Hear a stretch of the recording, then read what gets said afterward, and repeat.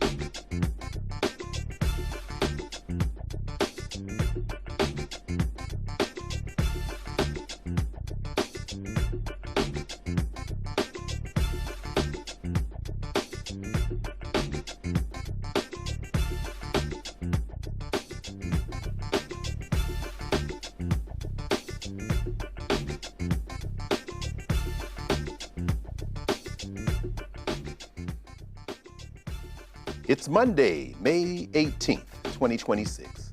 I'm Greg Carr, sitting in for Roland. Here's what's coming up on Roland Martin Unfiltered, streaming live on the Black Star Network. The Supreme Court, they've injected themselves again. They are instructing lower courts to revisit a pair of cases concerning whether private individuals and groups can sue to enforce a key provision of the Voting Rights Act that prohibits discriminatory voting practices. We'll be speaking with Georgia Congresswoman Nikema Williams about Governor Brian Kemp's decision to inject himself into the election cycle and call a special section to redraw the state's political maps ahead of the 2028 election. Keisha Lance Bottoms is running for Georgia governor. She's the front runner right now, and she'll join us to discuss her campaign. An ICE agent has been charged with several counts of assault related to a Minneapolis shooting incident involving 2 Venezuelan immigrants. We'll also show you how Houston honored the late Sheila Jackson Lee at the International Airport in Houston. And we have a recap of Saturday's All Roads Lead to the South rally. You definitely don't want to miss that. Black Star Network was the only network on the ground for this major convening. It's time to bring the funk on Roland Martin Unfiltered, streaming live on the Black Star Network. Let's go. He's got it. Whatever the miss, he's on it. Whatever it is, he's got the scoop, the fact, the find. And when it breaks, he's right on time and it's rolling. Best believe he's knowing. Putting it down from sports to news to politics. With entertainment just for kicks, he's rolling. It's on go, y'all. It's Roland Martin, yeah. Rolling with Roland now. He's funk, he's fresh, he's real, the best, you know he's Roland Martin now.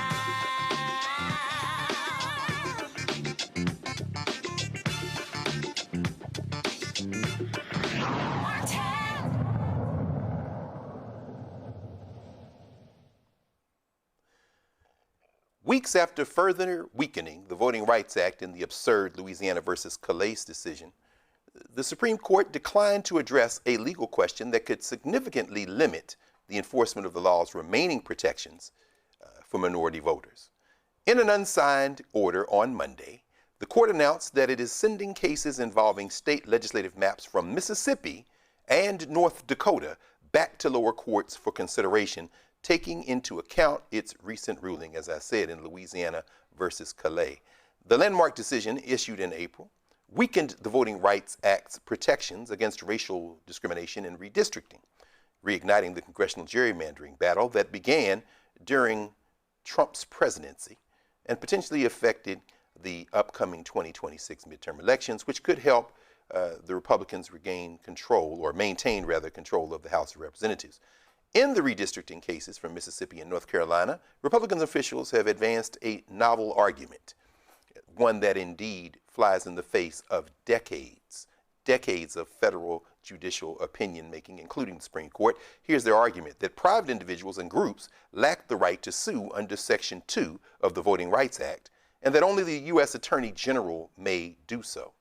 Section 2 of the Voting Rights Act has primarily been enforced through lawsuits filed by voters and advocacy groups, which have brought hundreds of challenges over the decades to voting district maps and other election-related procedures. The Supreme Court's decision not to take up the question of what is known as a, quote, private right of action, end quote, under Section 2, received pushback from Justice Ketanji Onyeka Brown Jackson. She did, in fact, write separately, as she's been doing quite consistently over the arc of the last several months, with a particular foil being Justice Sam Alito, a nasty piece of work, white nationalist. In Justice Jackson's dissenting opinion on Monday's order, she pointed out that the court's ruling in the Calais case does not address the enforceability of Section 2 by private individuals and groups. So we're going to explore this, looking at the opinion now. And it's hot off the press. It just happened this afternoon. So we're going to explore it with our regular Monday folks. Our good brother, Dr. Omokongo Dibinga, Senior, professional lecturer, School of International Services, the American University, and author of Lies About Black People, How to Combat Racists. and Sister Thelma Anderson, the creator of Public Opinion Court and author, Shut Up and Prosecute. Also, we've got Brother Scott Bolden, yes indeed, attorney and News Nation political contributor out of Washington, D.C., and fresh out of commencement on Sunday at Morehouse. I watched the whole thing. Brother Chris Paul gave a hell of a speech, and y'all got a bunch of those young men out again. Congratulations again on that. The largest class in the history of Morehouse, 582, brother. I'm sorry, I had to jump in. Really? That was I heard that, man. Looks like the new president is doing quite well, man. Y'all look good out there. And congratulations to Dean Lawrence Carter as well. With the president. Only challenge with the president, he's an Omega. But you know what? I voted for him. Hey, man, you know we can't be mad at him. And also, congratulations to our brother and elder, the great Dean Lawrence Carter. I can't believe that he's trying to retire. I do not believe that Dean Carter is not going to be around that campus every day. So, Scott, I told him on stage that he wasn't retiring. He kept trying to convince me that he was. I said, you ain't going away. You're just going to do something else. There's no question about it. I mean, he can't spell it. So I'm saying that's one word as an academic. Yeah, I know Chicago know what I'm talking about. These Negroes can't spell retire, man. So let's but Scott, let's start with you, brother. What do you make of these two rulings that came down today?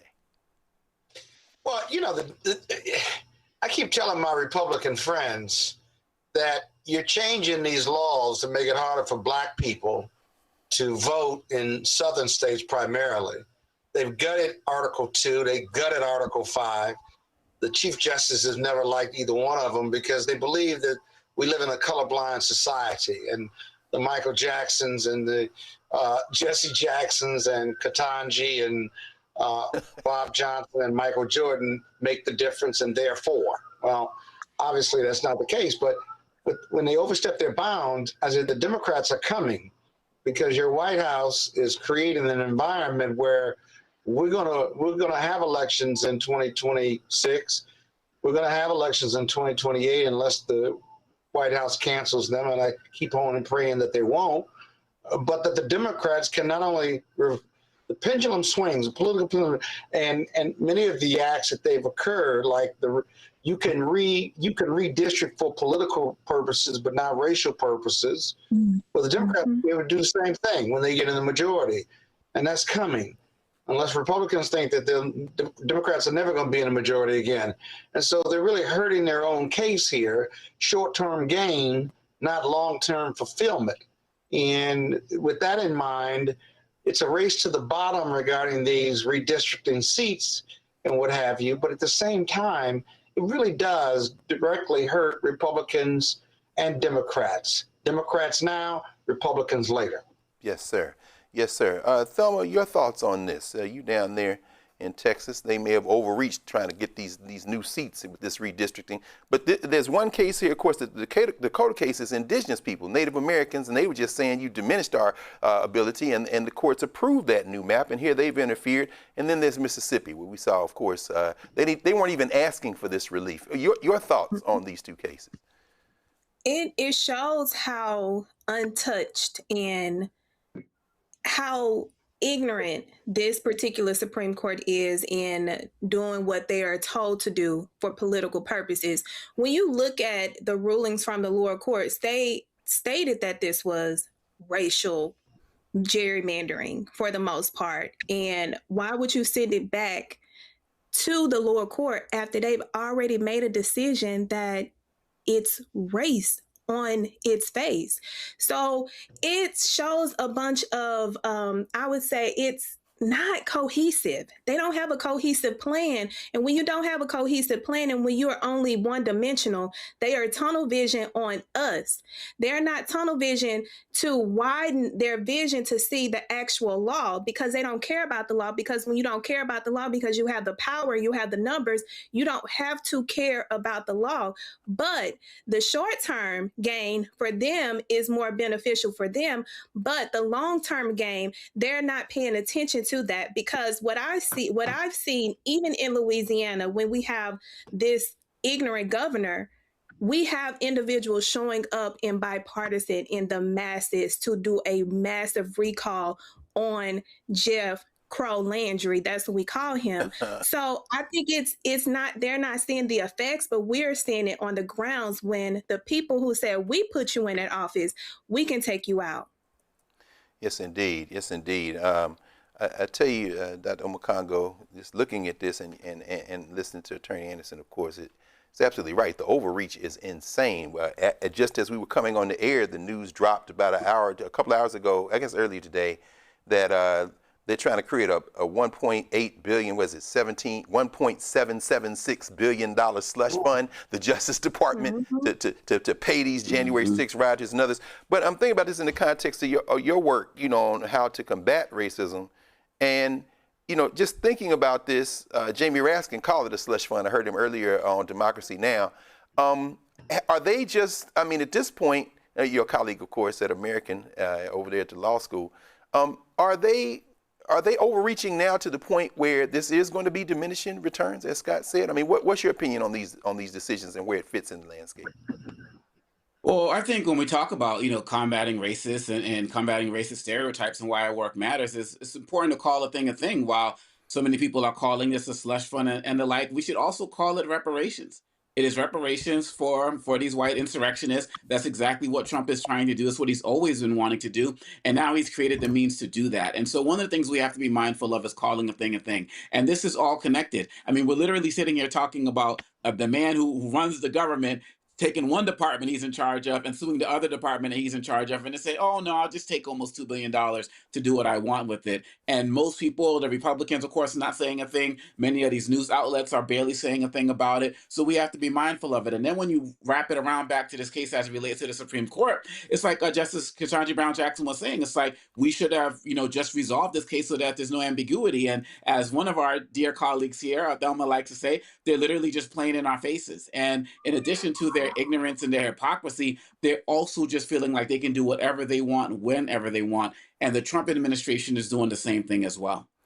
My God, it's true, man. That actually, that's a profound way to read that, brother. Calling the thing a thing by calling it reparations for these racists, particularly those who attack the government. I think that's something you need to write about, brother. That's very that's very powerful. Yes, sir.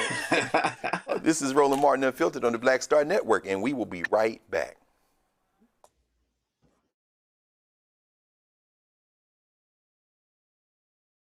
With medicine and science under attack, I want to keep you and your family informed and healthy. I'm Dr. Ebony Hilton, and I knew at the age of 8 that I wanted to be a doctor.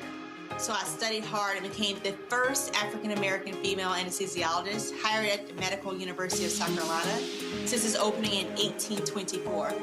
And I always say I was made into a doctor, but I was born to be a mom. And as a new mom, wife, sister, daughter, and friend, I understand how frightening a medical crisis can be.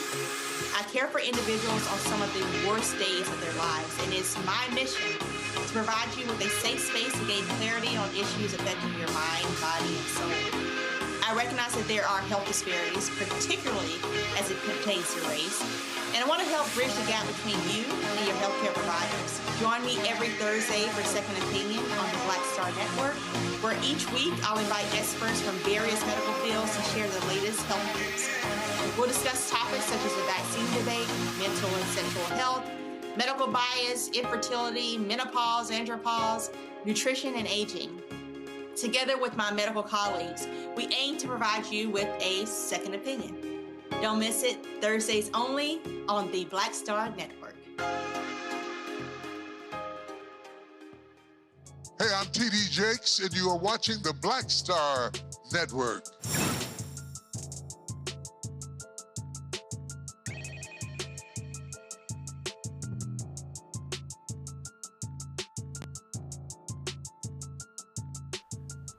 Over the weekend, thousands gathered for the All Roads Lead to the South rally in Alabama. It's quite something seeing folk come from Selma to Montgomery, and a lot of us were watching virtually. The day began, as I said, Saturday morning with hundreds gathering in Selma for a day of prayer, speeches, and demonstrations focused on voting rights and political representation.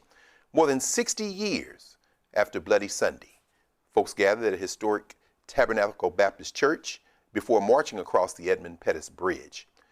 Now what we're about to see is a recap of what happened when All Roads Lead to the South. And again, kudos to the entire Black Star Network team, which not only was the only media on the ground to cover from pillar to post, but also lent footage to everybody else. So if you see some footage from this, it's coming from the Black Star Network. Again, another reason we have to support the network. Let's watch together.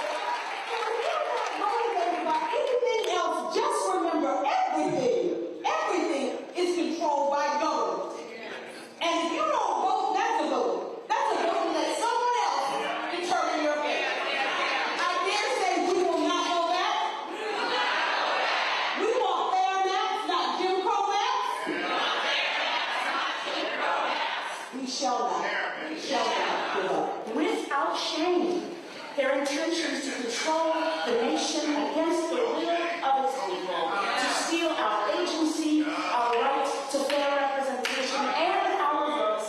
Never. Some people said, not now. It ain't our time. Some people said, God would handle it, just pray.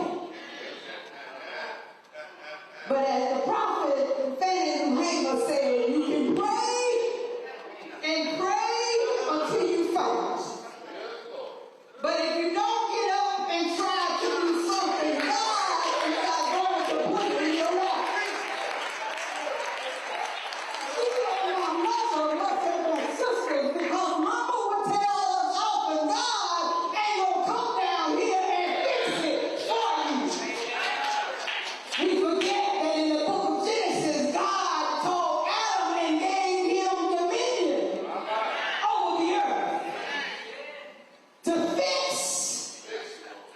what is wrong and make it right. So God, we commit to do justice, love mercy, and walk humbly with you. We commit to stand 10 toes down against the forces of oppression and otherness, because we, like your son, have been anointed to preach good news to the poor, to set the captives free, to heal those who are broken, to open the eyes of the blind, to lead the downtrodden, and proclaim the year of economic justice. And so we ask all of this in the matchless name of your son.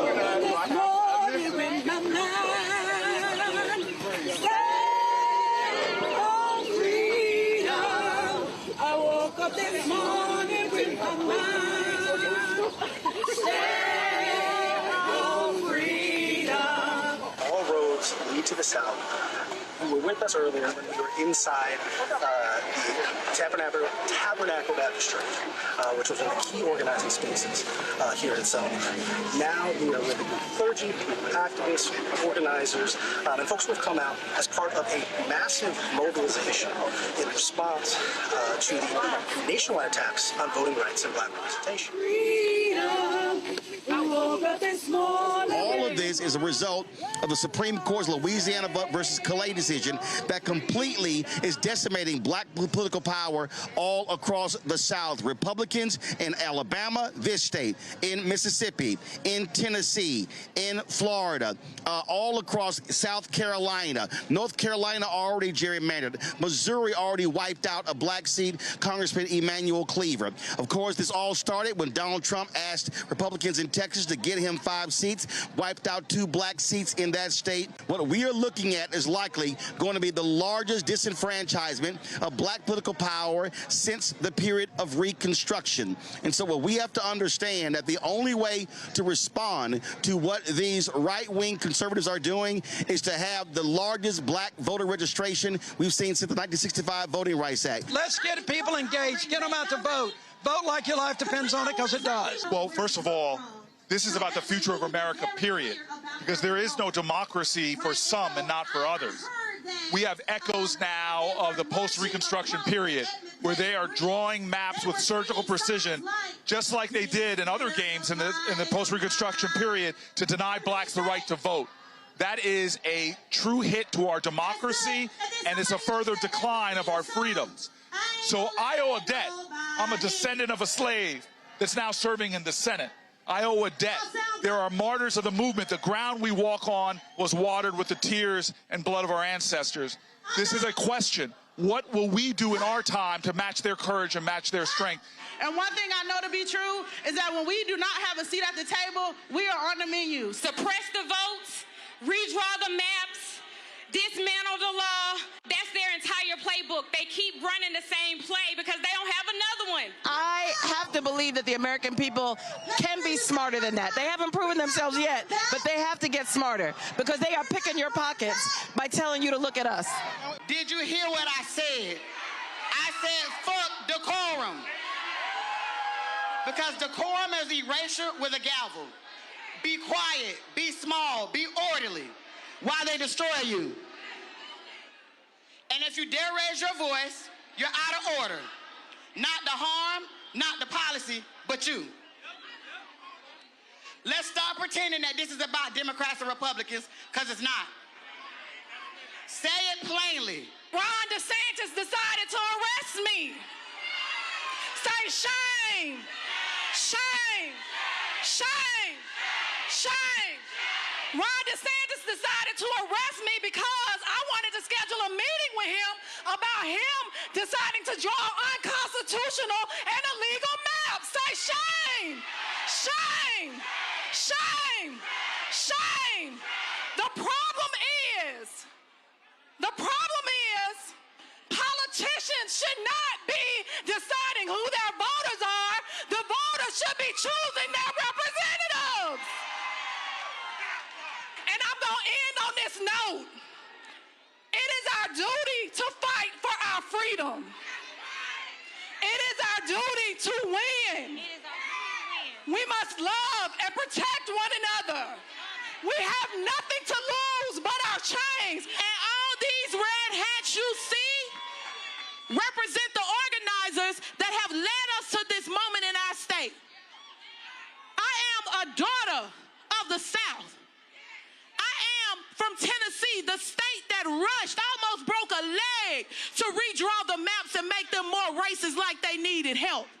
But let me tell y'all something. I didn't bring my black ass all the way to Alabama to talk about no goddamn maps. I didn't come all the way to Alabama to talk about no politicians.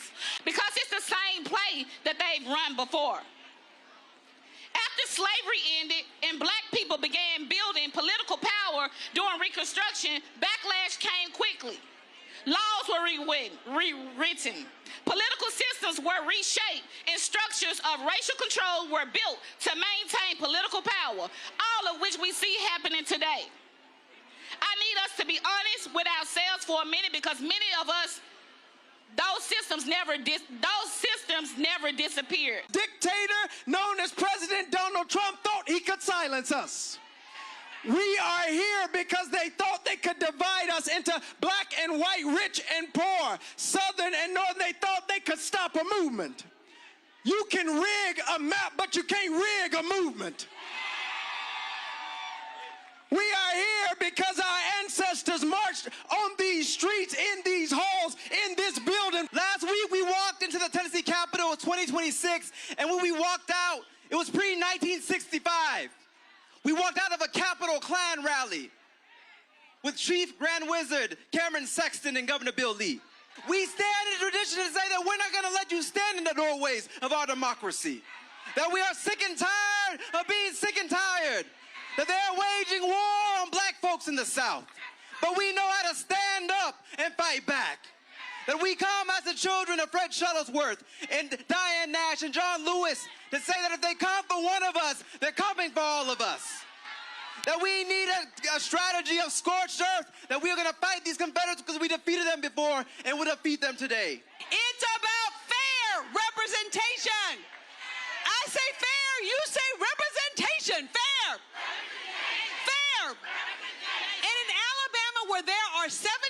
and we are 28% of the vote, African Americans, that means 2 seats. What do I say? 2, you say seats. 2. Seats. 2. Seats. And we will settle for nothing less. My father served in the state Senate here. In 1987, he had to go to jail for trying to remove the Confederate flag from this building behind me. That flag flew into the 90s. Other Confederate flags flew on this property through 2015. And in 2021, the legislature was back up to those same tricks, drawing congressional districts that discriminated against black people in how they drew them. Now, that's not just my word you have to take for that. 3 Republican-appointed judges, 2 by Donald Trump himself, made that determination. And we know that when they come to decimate black political power, we stand together or we fall together. This is one country, one destiny. So we are going to go out, we're going to mobilize, we're going to organize, we're going to vote because we know our lives depend on it. I'm closing it out with the words of John Lewis. The last time he was on the bridge in Selma, Alabama, his body was riddled with cancer, but his voice was strong. He told us what we have to do. We must never give up. We must never give in. We must keep the faith. My 9-year-old daughter and my 7-year-old son, thanks to the awful decision of these political hacks on the Supreme Court, my 9-year-old and my 7-year-old now have less voter protection than their dad did growing up at their age. And that makes me angry enough to show up again and again and again and again. Are you ready to fight?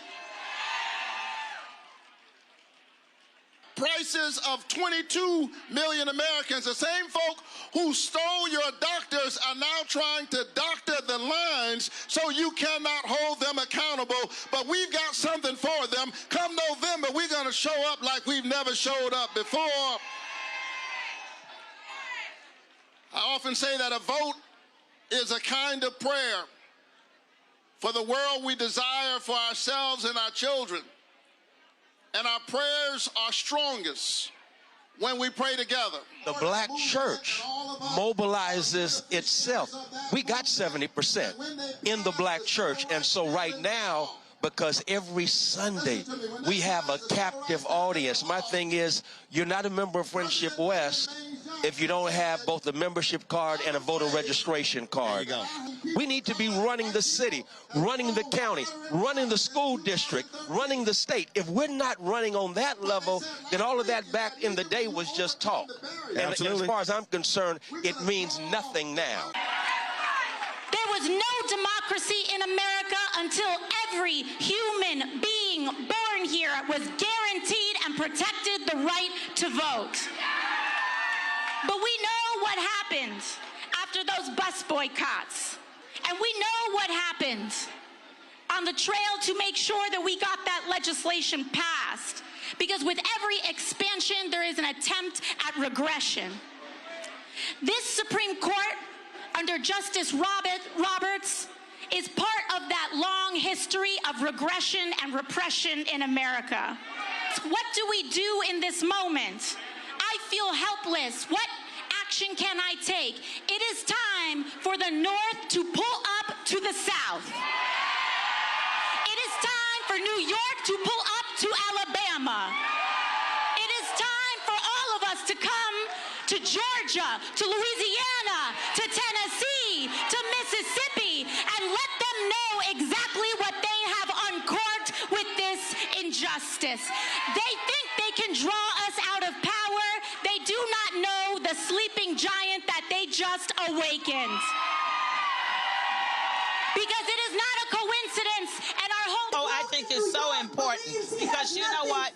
People might not remember what you've said, people might not remember what you do, but they remember how you make them feel. And when we travel, and when we fight, and we stand up, people feel like someone's fighting for you. And that's why I'm out here. I'm not being performative. I'm not being a show horse. I want to be the pace horse, the person that paces the fight, the person that's out front. No matter what the cause is, we have to galvanize. A more just America is possible, but only if we organize for it, only if we fight for it, only if we vote for it, and we will.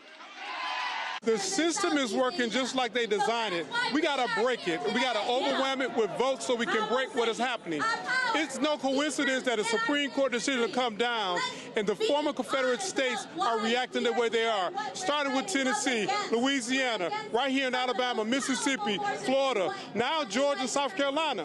We are in a moment, it's an inflection point, where we have to move away from this big national conversation and get to local communities and organize in states. Because the fight is in those southern states, and the fight is where 55% of all black folks live. That's the former Confederate states. We need to come out, be outside, show our faces, be together. When I stood in the well of the Supreme Court with the support of an amazing staff and amplified the voices of black Louisianans, I was trying to convince 9 justices that black people deserve an equally weighted vote, that black people's right to vote secures democracy for everyone. And they did not take the invitation. We need state voting rights acts across the country, like we just got passed in the state of Maryland, and we introduced in Mississippi, Alabama, Louisiana. We need a revolution of democracy, because our founder, 86 years ago, Thurgood Marshall, taught us one thing among many, and that is that this is our democracy. And I need folks to understand, cynicism is not a strategy. That is not a strategy. Matter of fact, it keeps you from seeing a sense of hope. It keeps you from seeing what you got in your hand, what you can work with. It keeps you from seeing yourself as of builders of the future. So what we want is we want young folks in particular to shift from seeing yourselves just as citizens of this nation and start seeing yourselves as architects of the next nation. When we come to protest, rally, or whatever you want to call them, I feel like this is an inflection point, right? I feel like a message was sent, many messages were sent. Some of the messages were sent to those who try to oppress us and try to gerrymander us, and it's a message to them that we're not having it. But I also feel like it was kind of a message for ourselves, because basically what we're saying is we back, y'all. And we out here. We in these streets, and we're going to be in these streets until we get the wins and the justice that we deserve. Is that if you have a black agenda, that means you are opposing those who are anti-black.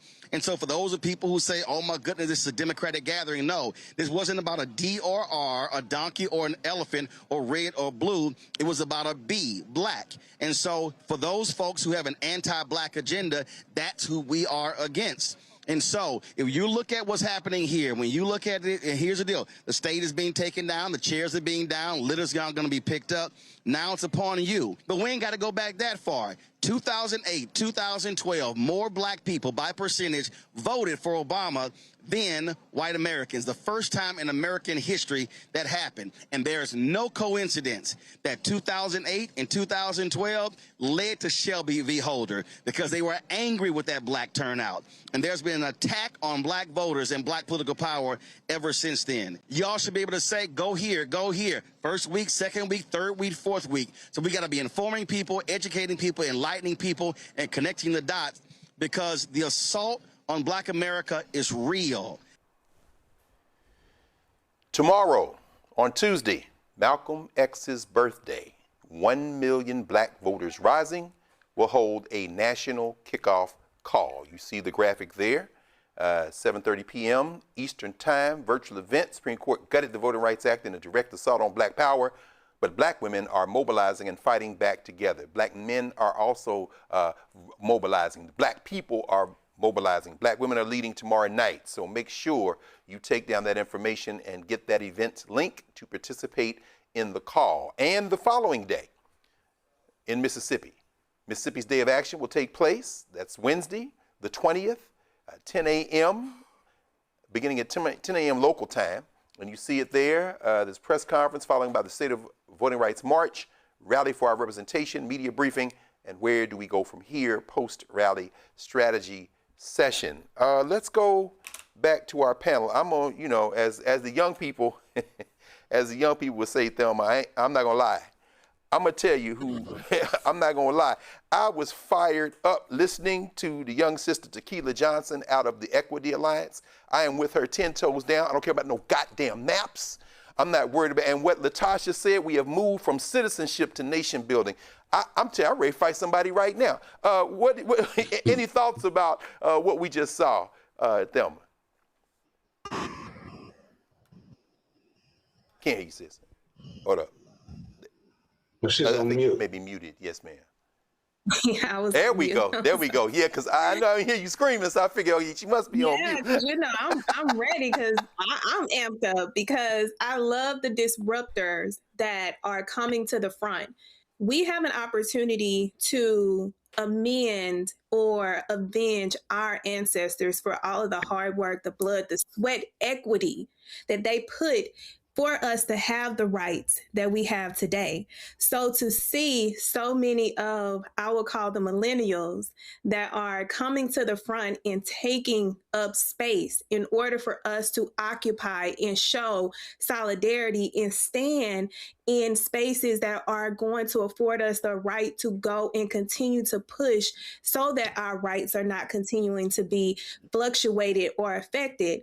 I'm the one person that everybody know I have no banter. When you come for us, yes, it's lights out. I'm coming for your neck. I ain't stopping at your neck, but I'm coming for your neck because one thing you and I do, we don't bother people. We mind our business. But when you come into our business and our business of our rights, we're going to show you better than we can tell you. Now, all y'all did was wake us up. Now, y'all gonna stay asleep because we're gonna put y'all to sleep with how we show up in numbers to take you out and put you back in your place. But that's the thing, we don't bother people, but this weekend showed them, hey, you nuck and we gonna buck. I'm telling you, woo, that's a word right there, Thelma. Thank you, sis. I tell you, Congo, man, it was very impressive because in less than a week's notice, man, they put this together and they had, as Thelma just said, intergenerational. You had a lot of representatives, and thank you, Carol, for sharing the lineup there, the run of show, because there were a couple of dozen state representatives there from the Alabama House, plaintiffs from Allen versus Milligan. The director of the Southern Poverty Law Center is there because, you know, they're under attack as well. Delegations from Georgia, Florida, Tennessee.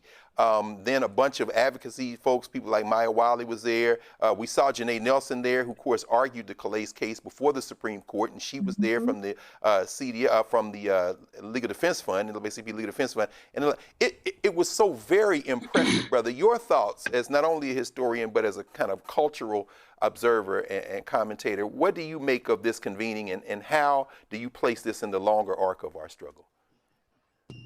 Well, the quickness with which this came together, it also had me thinking of what many folks did, Roland, Angela Rye, many of us were a part of it as well. When we have that 24 hours of news coverage, you know, just talking about, you know, the state of America, state of Black America, you know, a few months ago, and that came together so quickly. It shows what happens when we take advantage of the power that we know we have, when we stop focusing on being in our own particular spaces and just come together. And so it was beautiful. It was emotional to watch. And the thing that I left thinking historically is that it has to be sustained. Montgomery bus boycott was sustained. Freedom riders sustained. You know, we have to, as the late great Dr. Joe Madison said, we can't be focusing on just moments. We have to be focused on the movements because that's what sacrifice is all about. And so this has to be sustained. I also want to give a particular shout out to what Representative AOC said, because when you look at her presence there, Ayanna Presley's presence there, Cory Booker, she says something that's very important. This just can't be folks in the South showing up. This has to be a nationwide thing. So where are our other leaders from across the country? Because we know in this country, they always start with Black people first because they know that America is comfortable with Black people suffering. And then once they move on from that, they go to every other group. So like she said, now was a time for the rest of the country to pull up and show up so we can all go up. Indeed. Yes. Scott, you've seen a lot of these battles, brother. You've been in the middle of a lot of them. A lot of lawyers down there gathered on those steps at the Alabama State Capitol. and a lot of them your friends, and a lot of political operatives. We certainly heard the young people there, they ready to blow the whole thing up. And then on the other end of the spectrum, you got the folks who are doing the inside fight. You've been outside and inside. What do you make of this convening, and what strategically do you think, how do we need to come together in this coalition and to be the most effective we can be, brother? You know, there's a part of me, I agree with what everybody said. And I agree with the marching, and I agree with the rallies, and I agree with them putting it together in a several days' notice. I agree with everything your panelists have said. I agree with everything that was said in that 20-minute piece. But it don't matter. None of that matters, right? Because unless you can mobilize, educate millions of Black voters who are the least, the lost, and the left out, who are not the super voters, but the ones most affected by the gutting of Article 2 and Article 5 of the Voting Rights Act, and you make them feel the way we feel as educated voters. We've intellectualized our votes, but they don't have intellectual, they haven't intellectualized their votes. They're trying to make it day to day. And the inflation and economics and gas and just the day-to-day operations of the working class, working poor, even the middle class, who don't see votes making a difference, don't see elected officials making a difference. We got to convince them to vote like they've never done before. We got to get them to the polls, and we got to make a difference. That's a heavy lift for Black America. That's given the state of Black America, the health and economic disparities between our communities and other communities. That's a heavy, heavy lift. And my biggest concern is that that lift is too heavy. I hope I'm proven wrong, if you will. We need the courtrooms, and we need the courts to fight in the courts behind us. And we need to be on the streets, right? We need to register and educate, right? And deliver people. And corporations need to be financing these efforts. Because if you don't believe in registering people to vote, you don't believe in America. But it's a lot. And to be honest with you, our voting record doesn't say we're ready to vote like there's no tomorrow. Because the majority of African-American voters, at least based on research and data, we haven't voted like that since Barack Obama, right? That's right. Is this enough to get them out to vote? That's right. That's all I'm saying. I'm not throwing water on the movement or the effort. I'm being cautious. I'm being cautious from this tale that we can turn this around and get Democrats in the House. I think we get Democrats in the House, maybe not the Senate, and then we have some political power to go with the street movement. We get that done, then we got a shot. Short of that, right, we got a good fight, but is it a light at the end of the tunnel? And Black America and our Black communities, those registered and unregistered, have to prove to us that the work that we're doing right now, everyone on that video, that it won't be work in vain. They got to step up. Not for us, not for the ones who are leading the fight. They got to step up for America so that our work, our collective work, is not in vain. And that's what I think about it when I see the rally. I'm all for it, right? But I'm cautiously optimistic about it because this is one where we can easily fail. We can fail each other. We got to get the right hook. No question. Those are my best thoughts. No question, brother. And that's a necessary leavening. We, like you said, the rally is over. Now the work begins. That's a very, very important point, brother. Thank you, Scott. We're going to take a break right here. Oh, no, go ahead. What does nuck and tuck mean? I missed that. What does nuck and tuck mean? No, go on and help him again. Help him again. If you buck. If you buck is an Atlanta hymn. This is an Atlanta hymn. It's a Negro spiritual. It is a Negro spiritual. If you play with us, we gonna show you better than we can tell you. So don't nuck, which means don't make any false moves. And we ain't gonna have to give it to you in the back end. Yeah, so it's nuck if you buck is a Negro spiritual. From Atlanta. It came from Atlanta, but it's countrywide though, wouldn't you say, Yes, Thelma? it's So worldwide. Scott, I'm sure you all have had some of those moments at the Capitol House and others where somebody came up in there trying to buck, and they got a nuck. So nuck if you buck. If you gonna buck, I think our generation, Scott might have said, if you're feeling froggy, jump. So but it ain't an opportunity. Exactly. All right, y'all. An opportunity. Yes, sir. We'll be back in a moment.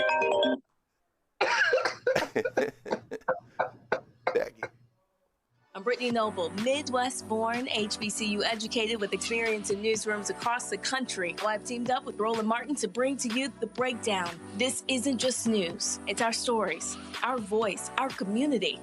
Join me for The Breakdown, Monday through Friday at midday, only on the Black Star Network. How you doing? I'm Mark Curry, and you're watching the Black Star Network. That's why I got these glasses on, because that black star is bright.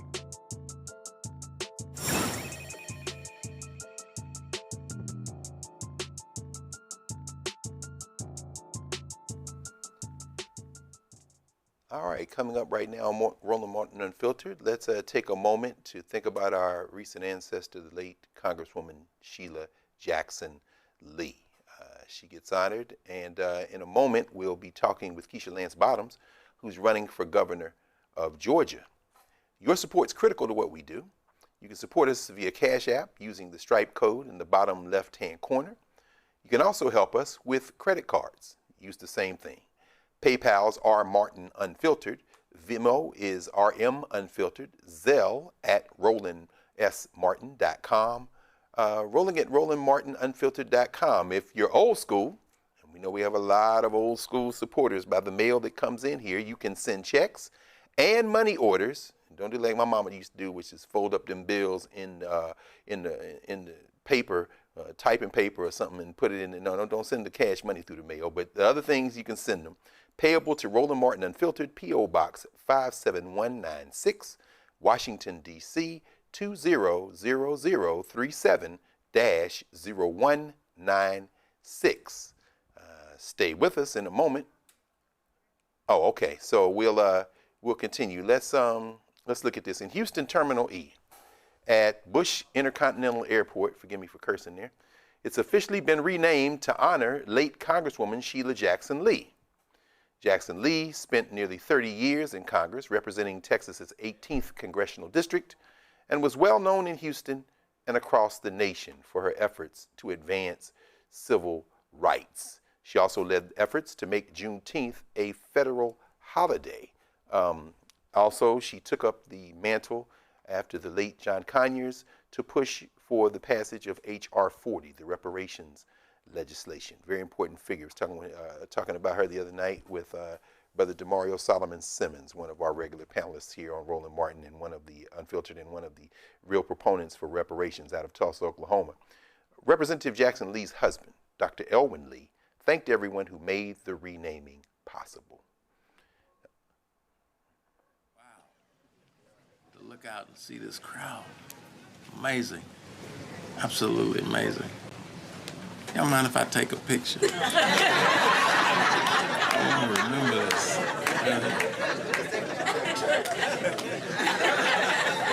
Wow. What a crowd. Listen, first of all, Jason's remarks were so great, I want to say ditto. Just fabulous. It's tough following Jason. I don't get to speak often, so I don't usually have to do it. I want to first thank everybody he thanked. Okay, not to belabor the point, but the committee that put this on. First of all, I want to thank the mayor. Every time I see him, I thank him for proactively, wasn't our idea. It was his idea to have Sheila lie and stay. It was his idea. And I thank the council members, but I know it still wouldn't happen without the mayor. So I want to thank him especially. We'd be riding along and get a call, and she'd see a problem, she'd say, stop, pull over, gotta go, gotta go. And she did that internationally. I think, I forget the congressperson's said on the floor of the House that they were on a CODEL, a congressional trip abroad, and they got back here, and she got word that there was some problem going on. It was either India or Pakistan. She said, well, I gotta go. She said, you can't go. You can't go, that's not arranged. She said, that's all right, I'm just going on a regular flight. And she left to go right there. That was Sheila. And that's why it's so appropriate for this, her name to be on this international airport, because Sheila really was a global citizen and a global advocate. She really was. Here, take this.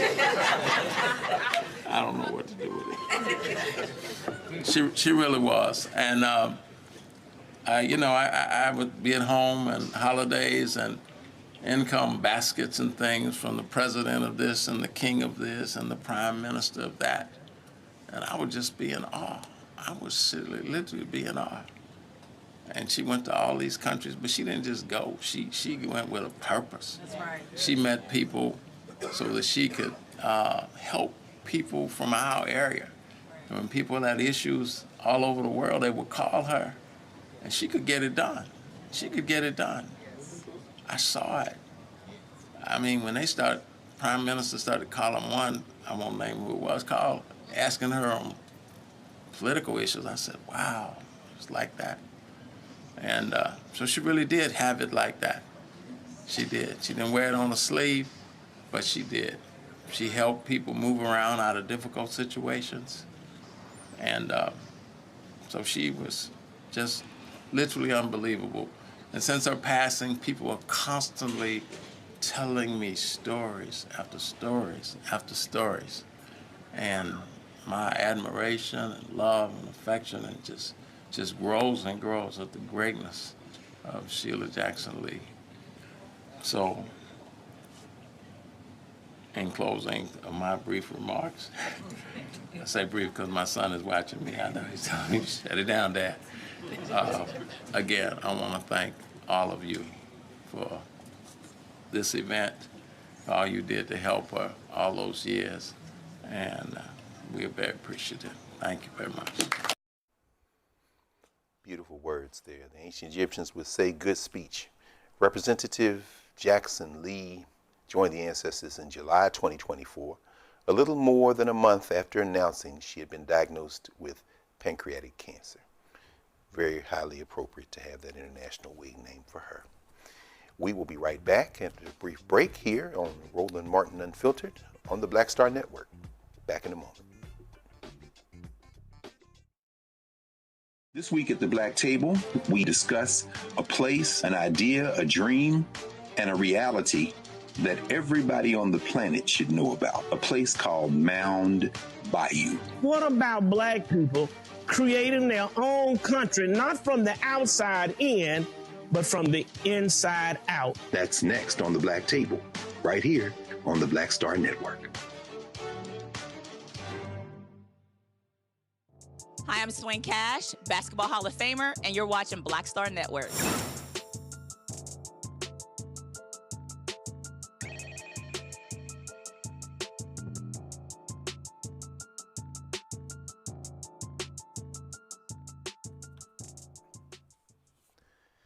Welcome back to the Black Star Network.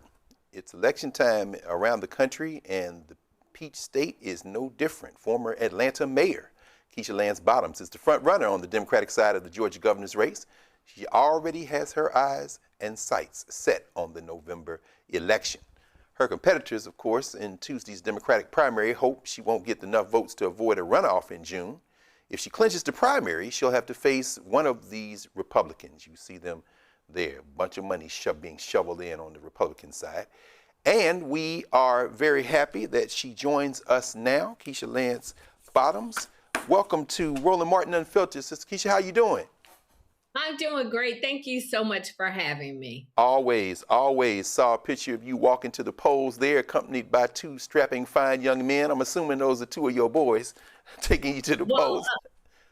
One belongs to me, and one is part of our extended family. So it's my son and his best friend Zayden, and you know how that is when you have 4 kids. Everybody else's kids are yours too. Listen, I know that's right, and you've been doing that for a long time. It's good to see you face to face. We talked a couple of weeks ago on Sirius XM, Urban View Mornings. We talked about your new memoir, of course. You up that rough side of the mountain, and if y'all haven't read the book, you absolutely need to do it.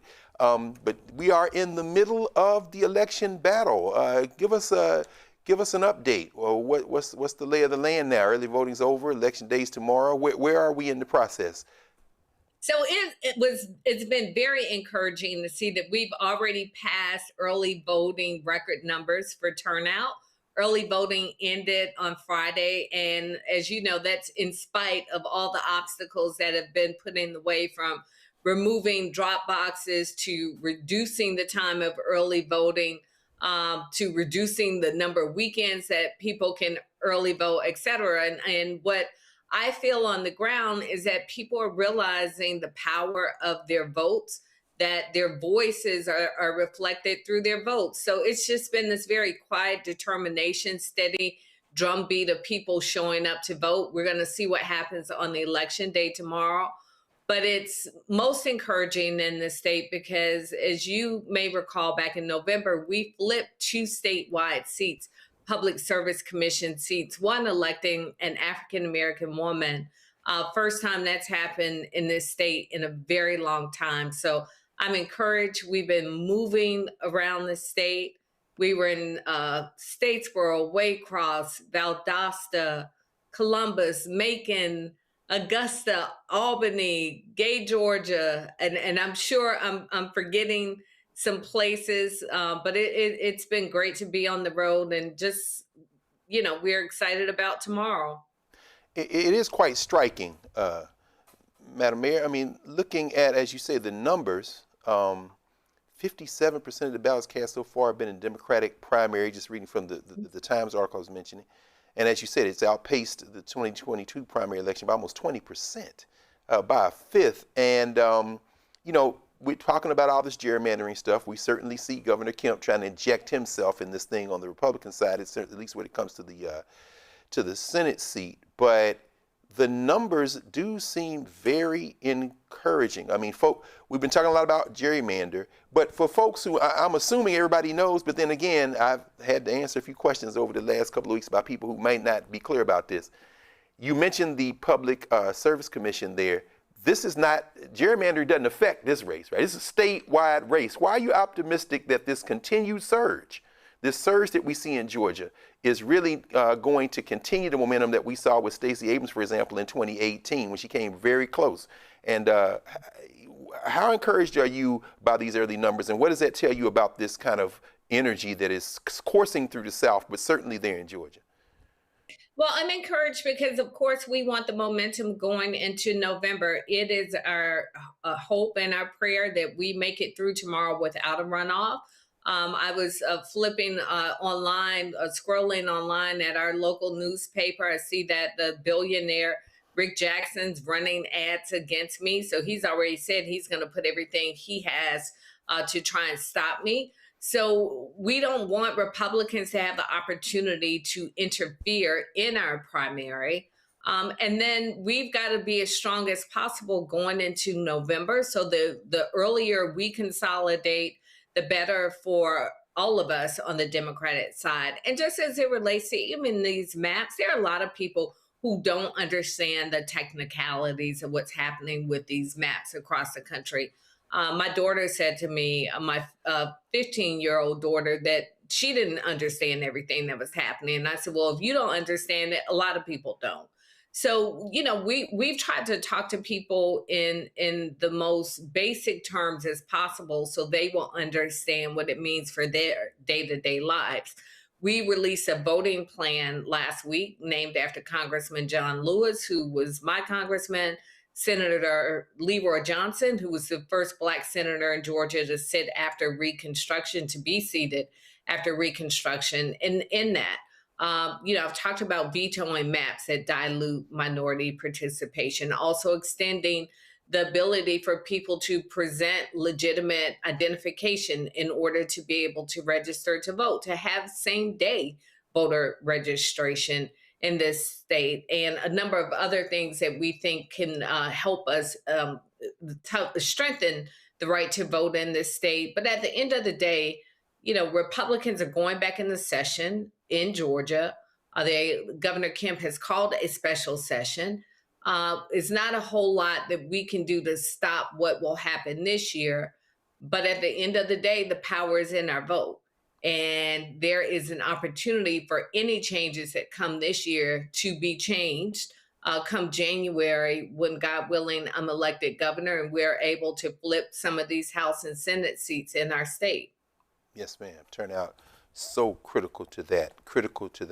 I want to ask you to comment on any of the folks that are running against you, but I will note that one of the people who's trying to make a case in the Democratic primary is actually a Republican, who he said, because as a former Republican, but Jeff Duncan. But we're starting to see this around the country. Some of these folks trying to maybe think they're going to get ahead of what apparently is going to be a very heavy anti-Republican vote across the country, either trying to run as independents or switch to Democrats.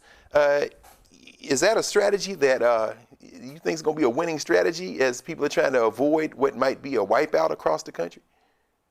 We say that we are the party, a big tent party, but it doesn't mean that you now need to come over and lead us. Right. Many of us are lifelong Democrats, myself included. So because you got kicked out of your party, you now believe that you can lead and should lead our party. The voters will make their own decisions on that.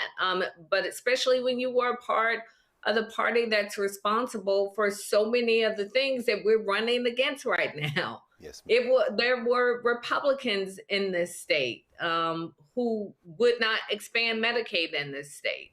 Republicans in this state changed our access to voting rights. Republicans in this state created the 6-week abortion ban in this state. So, welcome to the cookout, but I don't need you to man the grill right now. Oh, as young people say, that's a bar. In fact, that's a bar right there. Let's open it up, if you don't mind, Sister Lance Bottoms, to our panel to ask you a few questions while we have you for a minute. Dr. Omekongo Dibinga, you first with Sister Keisha Lance Bottoms.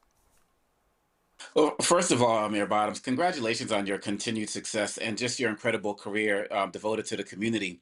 We hear so much in these elections that the word of the day is affordability. But I would like to know, what other issues are you hearing about as you're talking to residents of Georgia?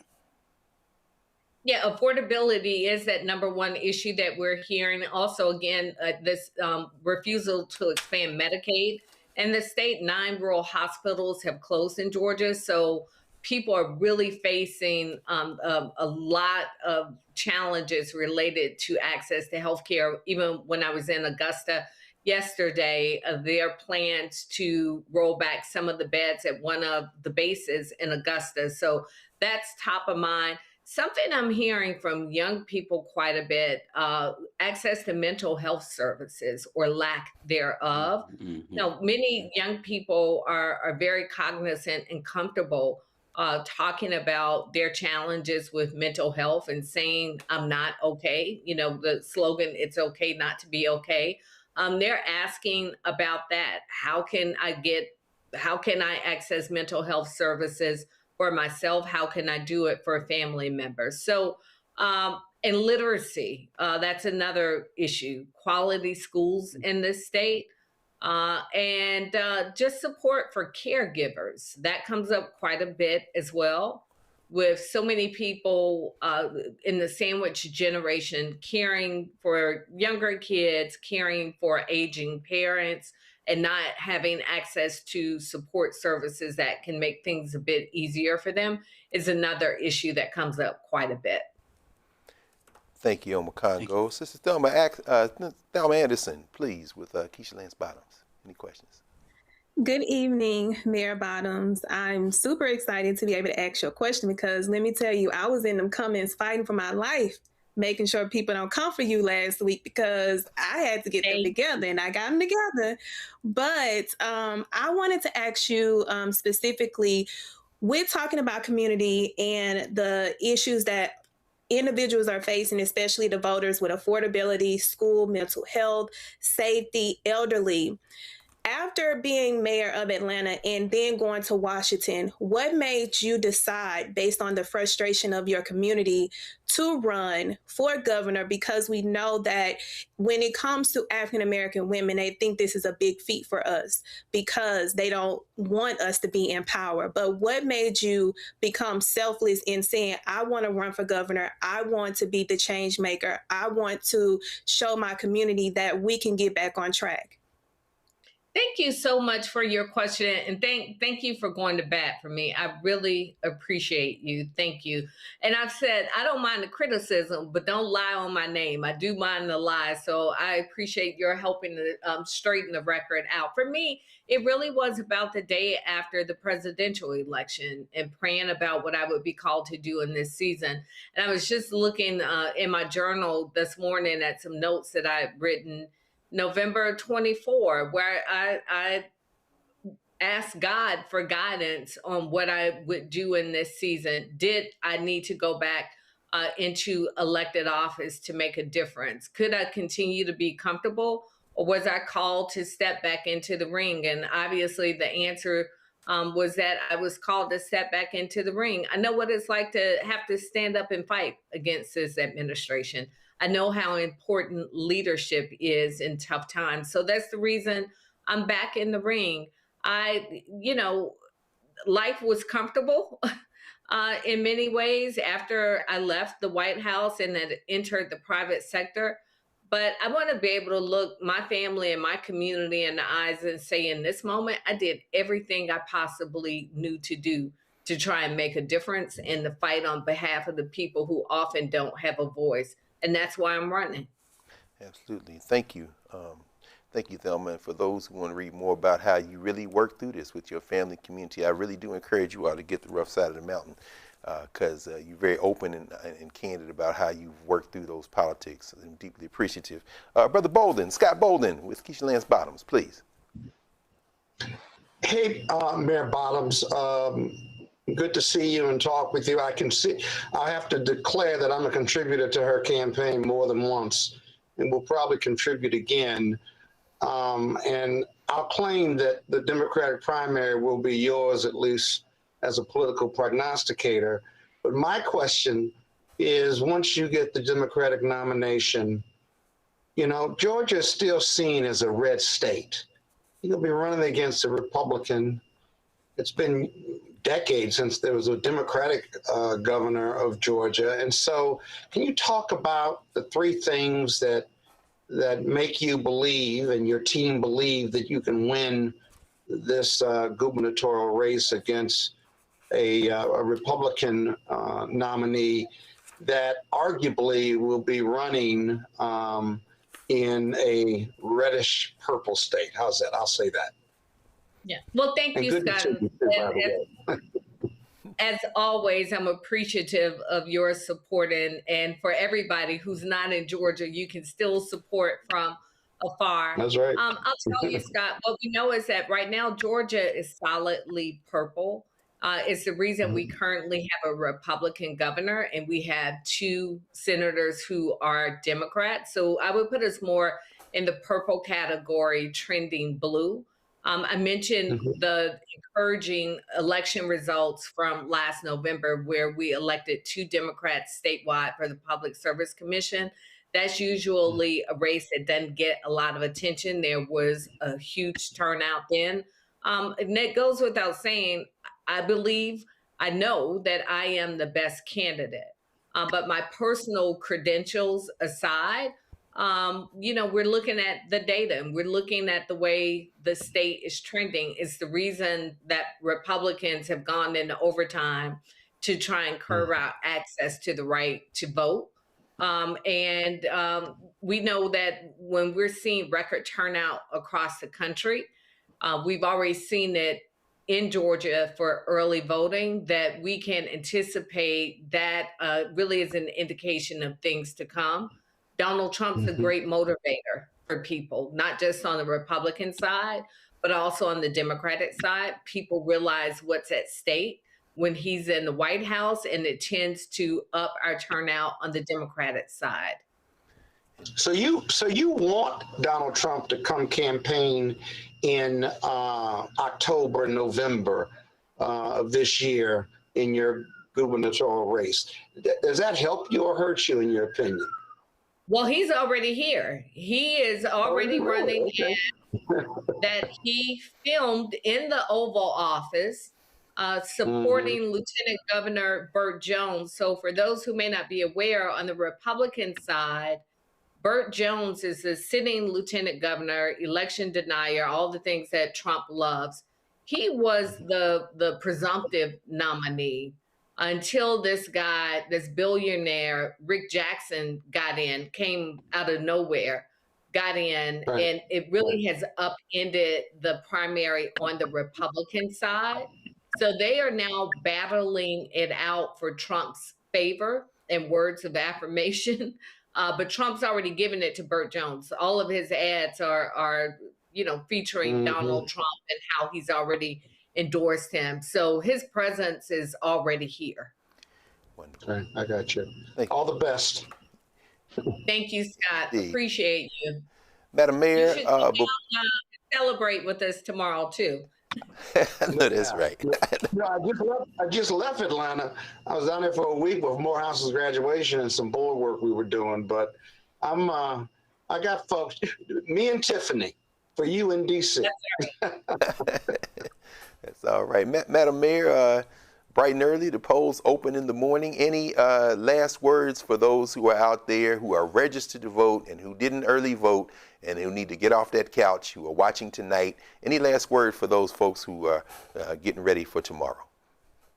For all of us in Georgia, we should be reminded the difference that this state made in the country. We call ourselves the cradle of the civil rights movement in America, and the movement is now upon our generation. We thought so many of these battles had been fought and won, and here they are at our doorsteps again. So I just ask people, don't give up on this democracy. And a huge part of that is showing up to vote. Casting your vote. I am not a perfect candidate. I am not a perfect person, but I can tell you I'm going to get up each and every day fighting on behalf of our communities and people across this state. And I hope that matters to people, especially at this time when so many people are experiencing financial hardships, experiencing uncertainty just about the future in general. There's an opportunity for us to try and right many of these wrongs. And I just ask for people to support me as I try and lead the effort on behalf of people across this state to do that. Indeed. Everybody get there and vote. I tell you, Madam Mayor, according to the Christians, there was only one who was perfect, and even he had that moment of doubt up there at Golgotha. So let's just be crystal clear about that. I don't trust no politician to say that they're perfect. So Keisha Lance Bottoms, 60th Mayor of Atlanta, one-time judge, attorney, public servant at every level of government, and running to be the governor of her home state of Georgia. Thank you for joining us tonight on Black Star Network. Thank you for having me. Yes, ma'am. We'll be back at a moment here at the Black Star Network, and we'll continue. With medicine and science under attack, I want to keep you and your family informed and healthy. I'm Dr. Ebony Hilton, and I knew at the age of 8 that I wanted to be a doctor. So I studied hard and became the first African-American female anesthesiologist hired at the Medical University of South Carolina since its opening in 1824.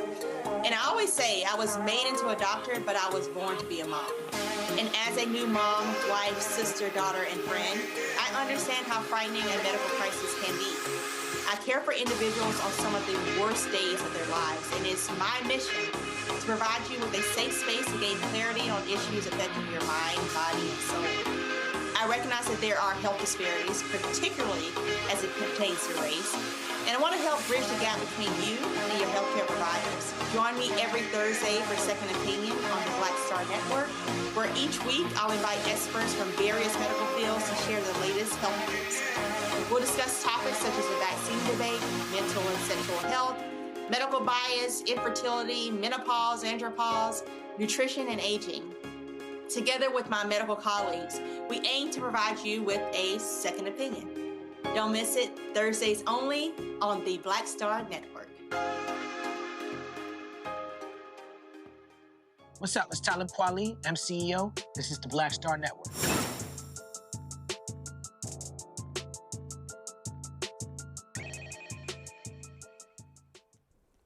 All right. We thank former Mayor Keisha Lance Bottoms for joining us. And this week, in addition to Georgia, there are several other states holding primary elections. We just discussed, as we just heard, Georgia's gubernatorial race, but there are other important races to watch as well.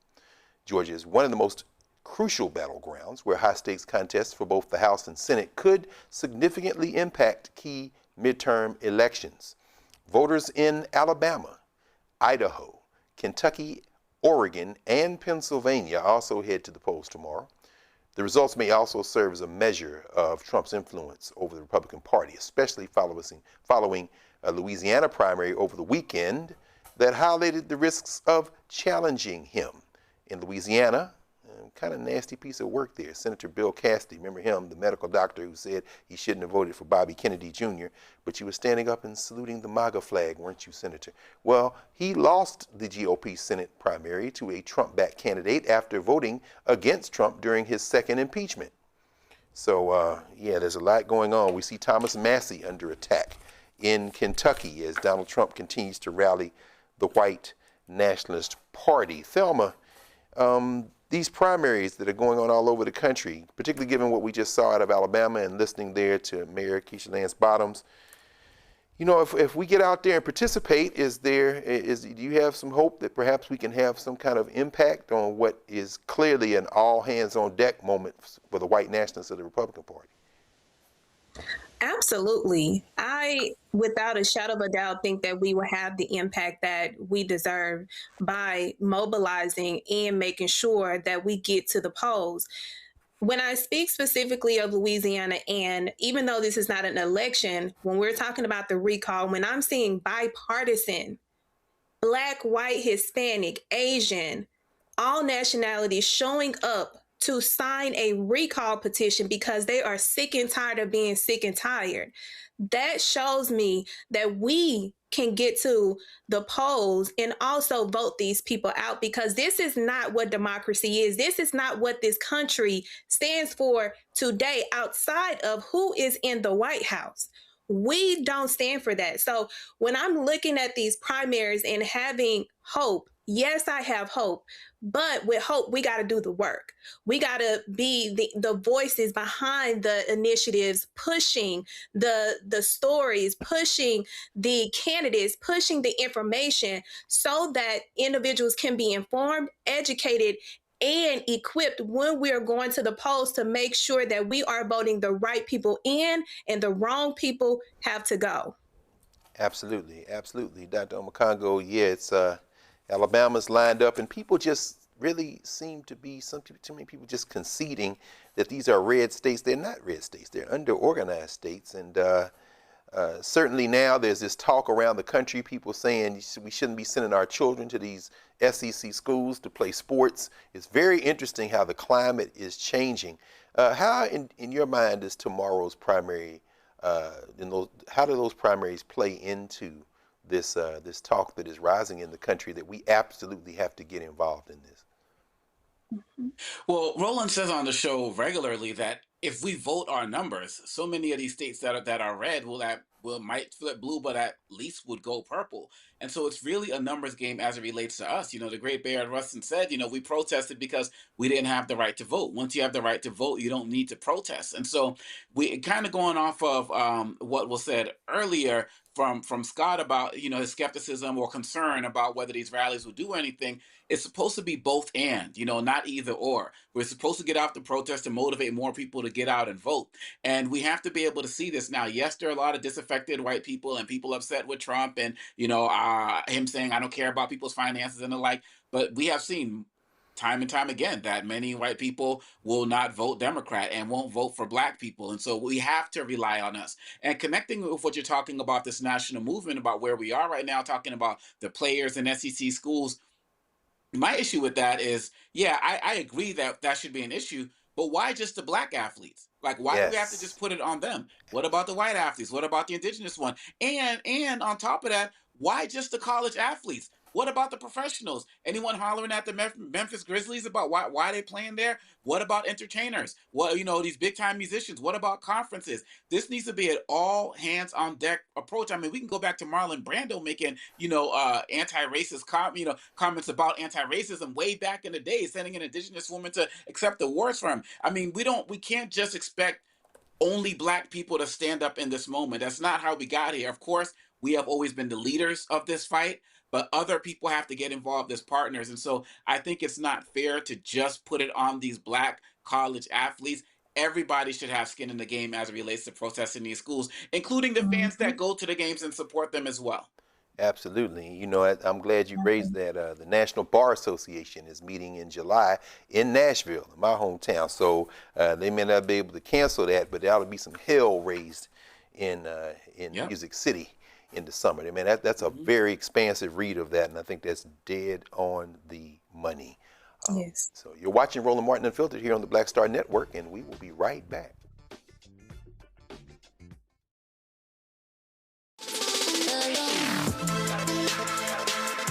Hey y'all, welcome to The Other Side of Change, only on the Black Star Network and hosted by myself, Rhea Baker, and my good sis, Jamira Burley.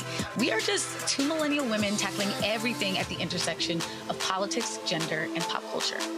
And we don't just settle for commentary. This is about solution-driven dialogue to get us to the world as it could be and not just as it is. Watch us on the Black Star Network, so tune in to The Other Side of Change.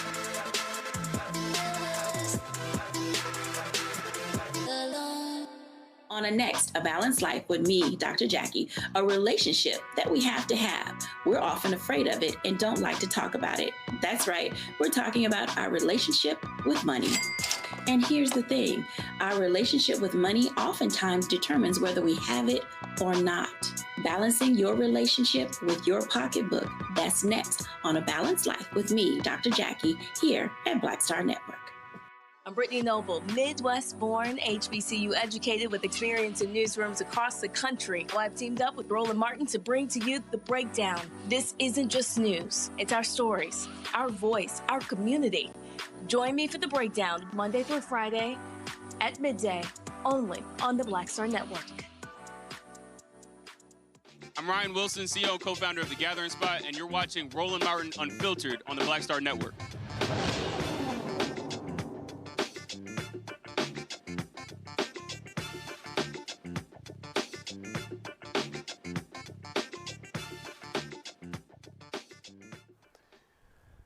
Welcome back to the Black Star Network, Roland Martin Unfiltered. We are going to stay in the Peach State, stay in the South in general, and Georgia in particular. And now we are going to turn our attention to the term-limited white nationalist governor of Georgia, Brian Kemp.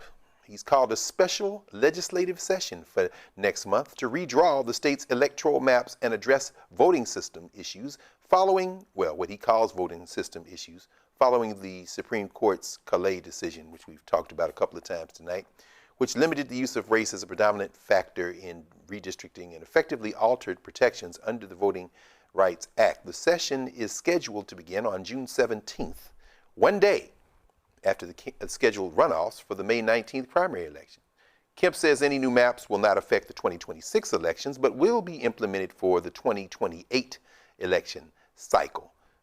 We are very privileged and happy to be joined this evening by Georgia Congresswoman Nikema Williams to discuss this. Congresswoman Williams, welcome back to the Black Star Network and Roland Martin Unfiltered. How are you doing?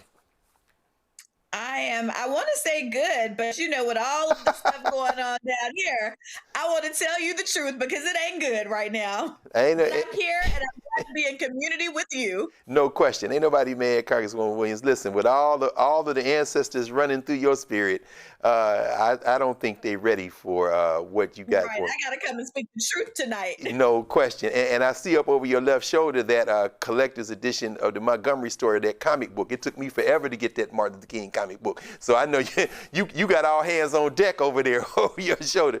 Hands on deck. Like it's a lot of support in this little office right here. So they don't know who they're coming for when they come for me. They absolutely do not. Help us understand what's going on there in Georgia and how this is playing against this larger national map, as the Republicans seem hell-bent and intent on trying to stop us from voting, or at least shepherding in this into the places they want us to be. Walk us through what's going on in Georgia right now, if you don't mind, Congresswoman. So, I mean, I think it starts with looking at the big picture here and everything that people are going through. What folks have not asked for are new voting maps. People have asked for lower gas prices, more affordable housing. They've asked for their healthcare costs to be lowered. Nobody has been out here saying, can I get some of them new maps that y'all been passing around? None of that is happening. But you see, they're not giving the people what they need and what they want, but all of a sudden we didn't have time. The session ended, the regular session ended, and they couldn't get any of the work done on behalf of Georgians to get affordability under control. But all of a sudden, when Donald Trump's Supreme Court says that, you know, it's open season on fair representation, then they're like Elmer Fudd, and it is time to go on getting some new maps and pushing forward with warp speed for racism.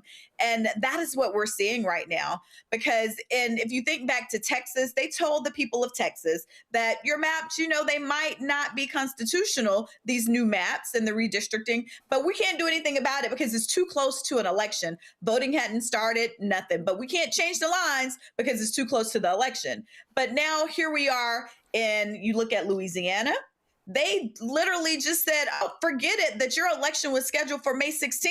We just going to delay it and keep things moving to get you new lines. Same thing in Alabama, whose election for congressional seats was supposed to be tomorrow, along with Georgia. They said, oh, nope, you know what? We're just going to put a pause on that because racism trumps fair representation all day, every day when it comes to the Supreme Court and these southern states. So then we're seeing the same thing play out here in Georgia, but they, you know, took it a little step further to make sure that they were trying to play the game and said, well, these maps are going to go into place for 2028. But the fact still remains that they're redrawing the lines, and not just for congressional seats, but also our state house seats. Now, mind you, I've only been in Congress for 3 terms, and I've had 3 different districts already. I am in a district now that was just redrawn 2 years ago, mandated by federal courts so that we could have fair representation. And now here we go again, because I guess they don't care what those federal courts said just 2 years ago. So right now, a lot of people are talking about this as a Southern issue because it is playing out more prominently here in the South, and talking about it as a Black issue because Black representation is what's under attack. But when it comes down to it, even if you don't care about how many Black people are in Congress, if you care about a Democratic majority, if you care about lowering costs, if you care about reproductive freedom, if you care about affordability across the board, then you care about what is happening here in the Deep South and across the country with Black representation, because it impacts all of that. So I have been fortunate to have so many colleagues that have been stepping up outside of my CBC colleagues to make sure that they are standing with us. I serve in this seat right here in Atlanta that was held by the late Congressman John Lewis. And so I channel his energy and I channel everything that he did to open up the door for me to even serve here. And what we know is that it wasn't until the cameras put a spotlight on what was happening in Selma, in Montgomery, and in the South.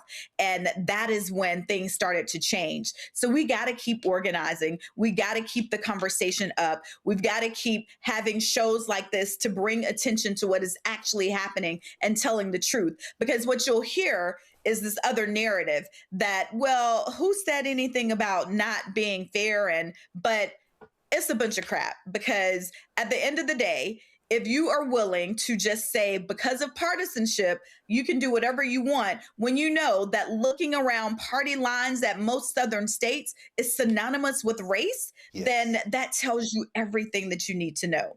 When you are willing to say that Alabama should not have not even one Black member when 33% of the state's population is Black, then that tells you everything that you need to know. So I'm a country girl. I grew up in rural Alabama, and I think they're going to get into this posture here in Georgia where we had a saying that pigs get fat and hogs get slaughtered, and they're going to mess around, and we're going to have some competitive seats here in Georgia, and we're going to pick up some seats that they weren't ready to fight for, because I stay ready and I'm ready to fight. I know that's right. Listen, I'm glad you shouted out Alabama. Shout out to Talladega, by the way. I know that's in your heart. My mama's from Opelika, right there across there from Columbus, where you know very well. Columbus, Georgia. That's what I'm saying. I already know. That's what I'm saying. So, I mean, in fact, I hope we can speak a moment here, because there's been a lot of conversation about the United States Congress and the Senate races. But you, of course, as a former member of the state legislature, you've already laid out why it's important at the state and local level for people to get out and vote. Now, I saw some comments by your former colleague, Harold Jones, saying this is going to hurt all the people, the working class people, the billionaires are going to press down. Right. And another of your former colleagues, Carolyn Hughley, out of Columbus, said, okay, since we're going to have a special session, and we saw what happened in Tennessee, with the Justins. We saw what happened in Louisiana as people were testifying. Why is it important when they call this special session for people to show up and enter the record? And can that help us in terms of really trying to galvanize us and energize us at these hearings that will be held? Oh, absolutely, because they think they're slick about all of this stuff, and they think they're going to be able to do it in the dark. They're going to try and rush the sessions through. So we're going to need to keep it on repeat that this special session starts on June 17th at 2 p.m. Be at the state capitol to make your voices heard. And I know that they're going to try and intimidate people and try to get you to stay quiet.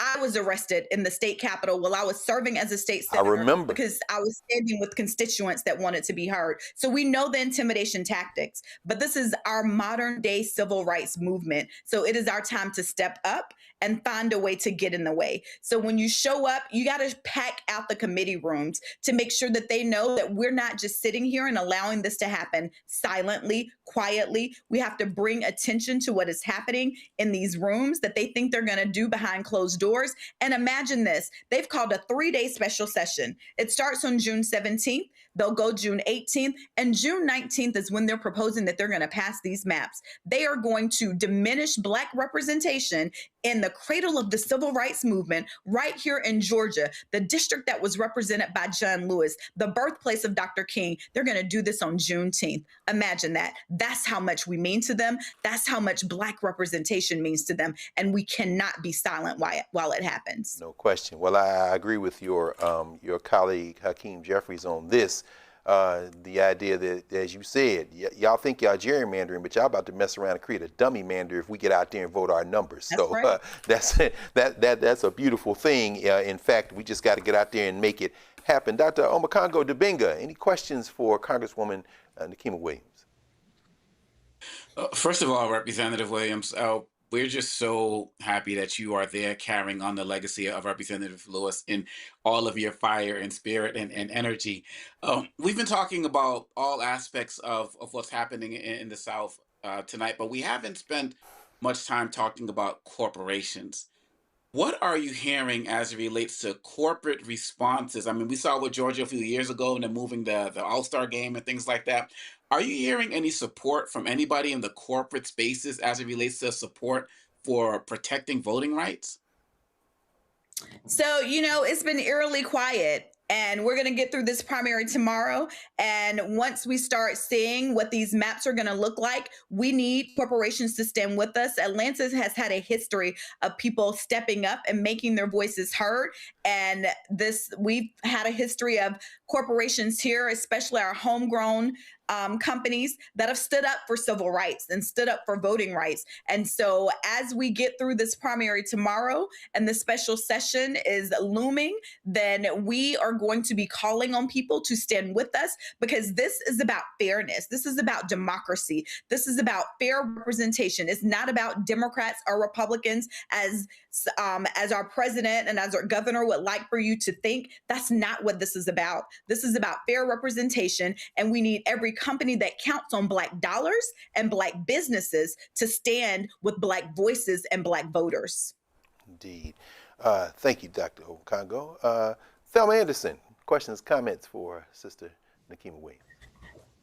Yes. Hi. Good evening, Representative Williams. First of all, I want to say thank you for good trouble. Thank you for always getting in good trouble for the betterment of us.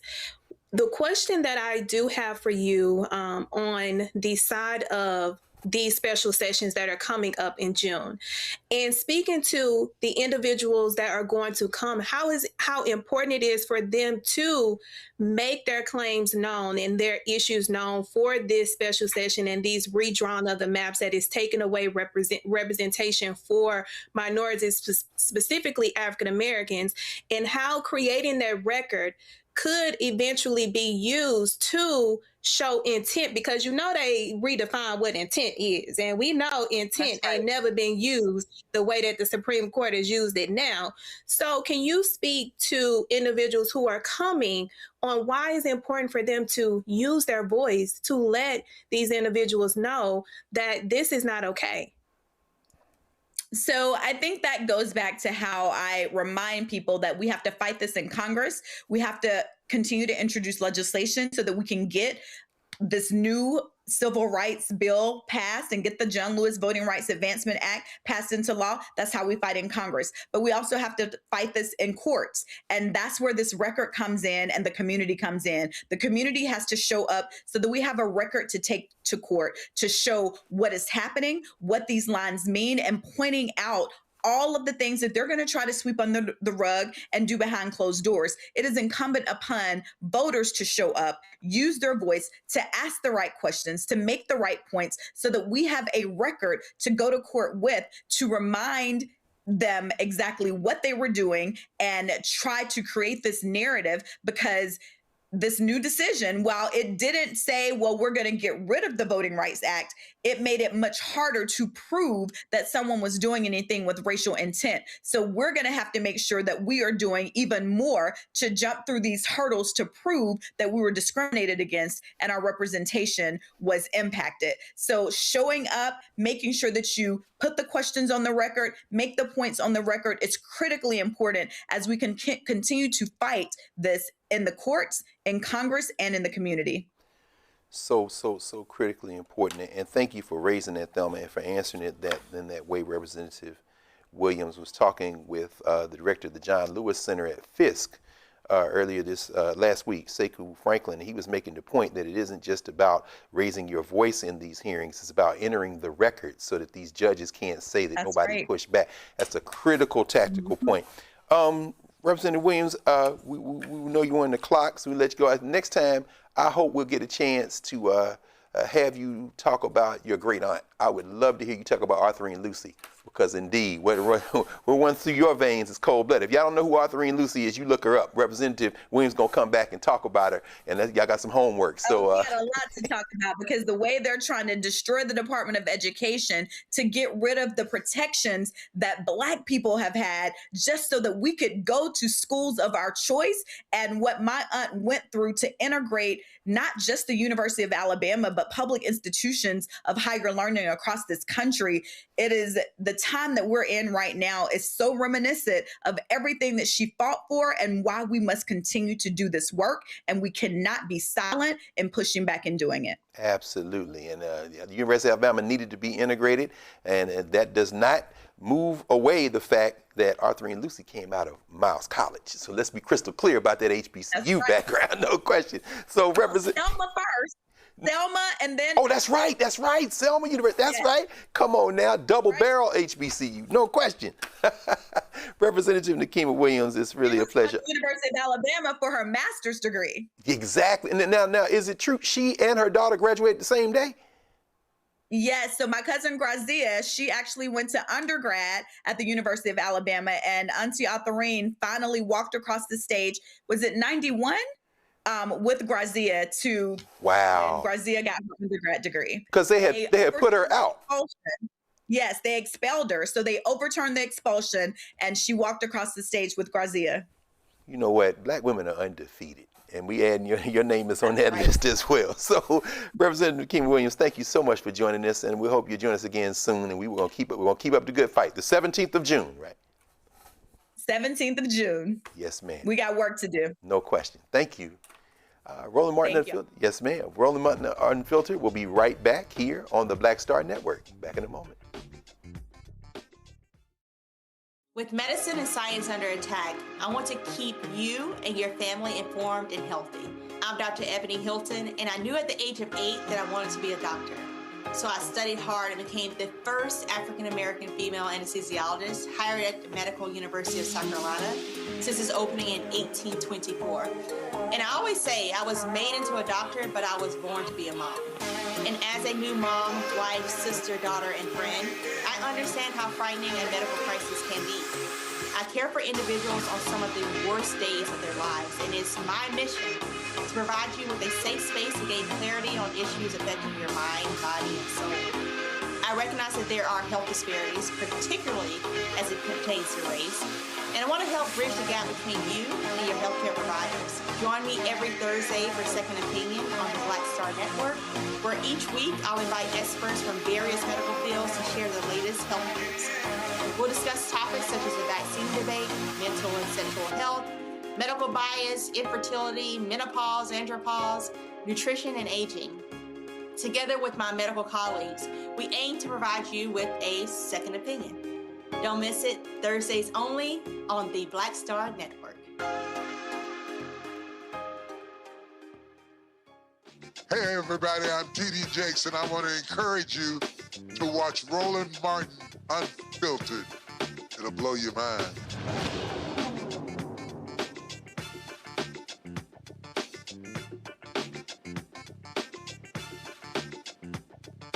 For headlines with Brittany Noble.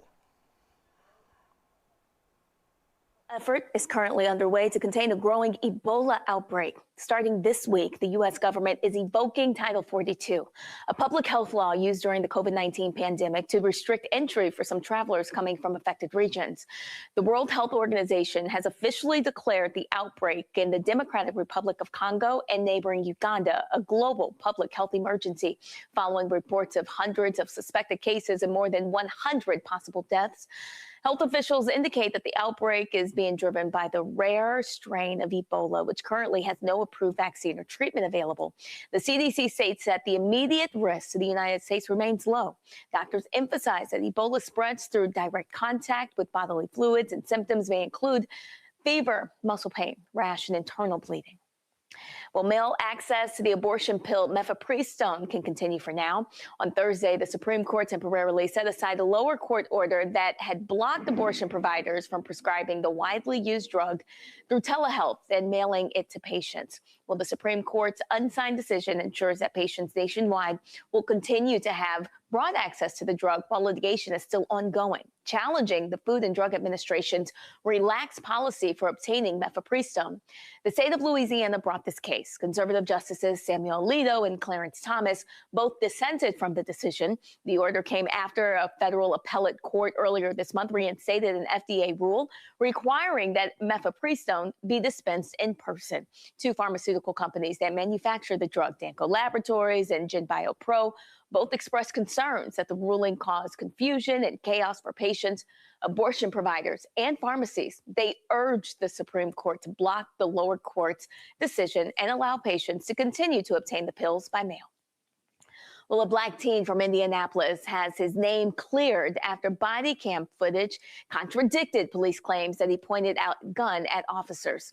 18-year-old Dylan Brewer was arrested on April 12th following a traffic stop where an Indianapolis police officer accused him of threatening her. The arresting officer, Sergeant Robin Frazier, wrote in her report that Brewer pointed a revolver at her and made a gesture as if he pulled the trigger, although the gun did not fire. The following day, the Indianapolis Metropolitan Police Department posted on Facebook alleging that Brewer had attempted to fire the revolver.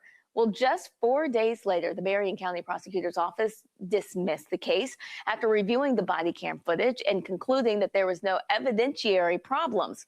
Even after the charges were dropped, Indianapolis police maintained that Brewer had pointed a gun at an officer, and in a statement to the local media on April 17th.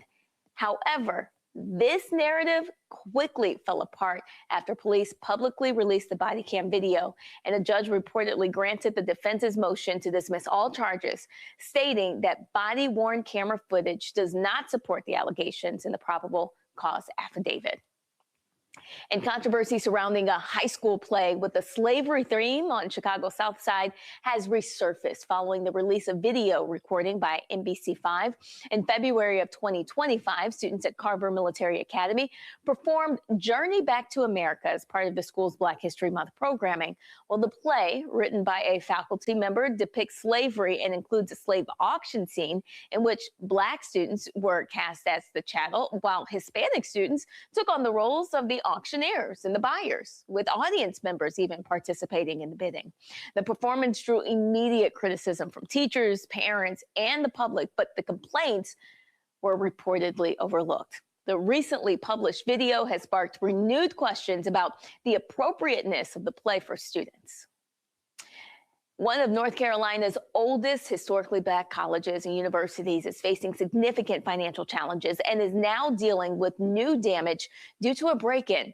According to police reports, a group of individuals broke into vacant dormitories in St. Augustine's University campus on May 9th and threw furniture out of the windows. Well, this incident happened as the Raleigh-based university navigates bankruptcy and the loss of its accreditation. And recently, the school filed for Chapter 11 bankruptcy, a decision that leaders say is intended to help recognize its finances while continuing its operations.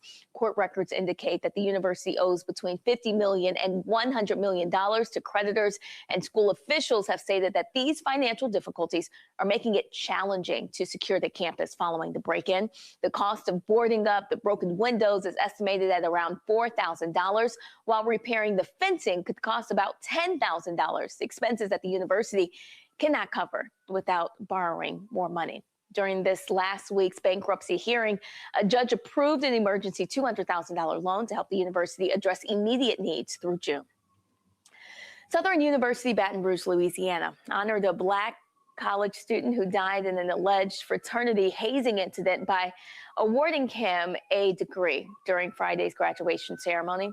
20-year-old Caleb Wilson died after he was punched in the chest multiple times while pledging the Omega Psi Phi fraternity in February of last year.